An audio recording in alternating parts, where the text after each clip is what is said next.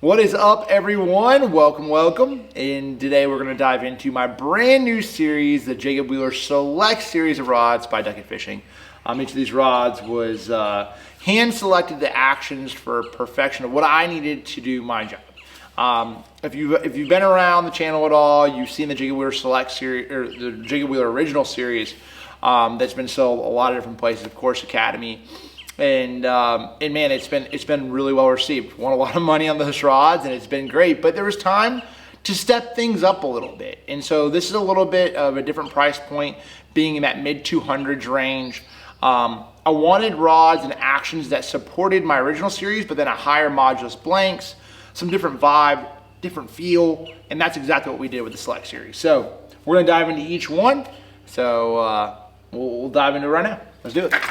So the rod we're going to talk about in this video is probably one of my favorites in the whole series. It's the 7.4 medium heavy.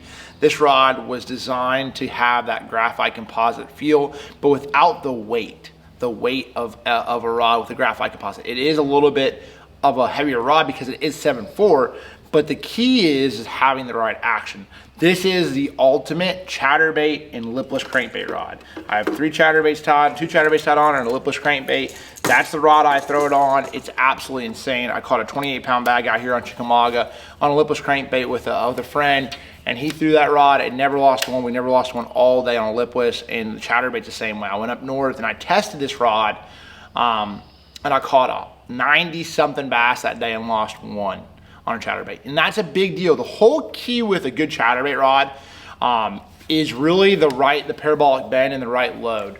This rod loads up right. It's a really good grass chatterbait rod. It loads really well. And then it also it casts like a mile because of distance. So this is more so for those guys that are fishing open water, flats. It's a really good spinnerbait rod as well. Even a scrounger, if you want a soft rod for a spinnerbait or a scrounger, works phenomenal for that as well. I know some people are throwing a jig on it. I personally wouldn't throw it for a jig, but it's my favorite rod for that in between. Now these guides, upgrading guides overall, we did go with more of the original look with the cork handles, and then just having a full connection to the blank. The split grip is important to me as well. I like palming my rods because I want a full connection to the blank.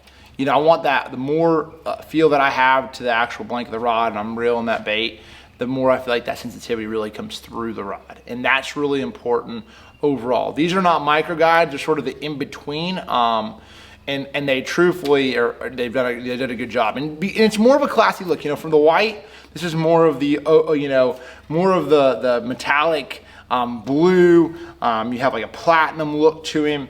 And it's just, man, I just feel like it's one of my favorites in the series. I mean, it's always hard to find the right chatterbait rod. And the reason behind that is, okay, so what happens with the chatterbait, a fish grabs it, and what it is the chatterbait's and it comes up there and grabs it, and it pops. So imagine a fish just grabbed that chatterbait right there. It pops the mouth open. That blade pops. So when you set the hook hard, that blade pops forward, popping the mouth open, and then your hook point has to find a place to lock up and get a good hook set into that fish. A lot of times you barely skin hook them like that if you don't pull into them. So this rod was designed to pull into your fish. So it completely loads up, it slowly pops that blade open, and then it into the roof of their mouth. And that's a big deal. Like for me, especially in an every fish counts format, I don't like losing bass anyway.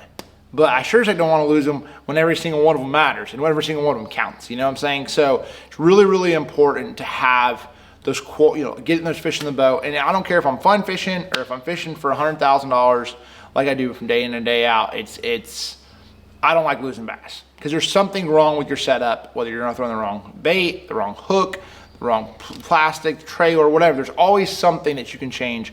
And for me, knowing that I have the right rod allows for me to make those other little micro adjustments that I can to really dial in that particular fishery.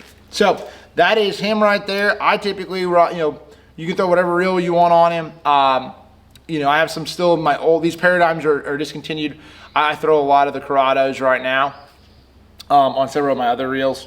Some of the Corrados, they 6:2 gear ratio, but if you're looking for the ultimate chatterbait / lipless crankbait rod, Looking for the 7.4 medium heavy select is him.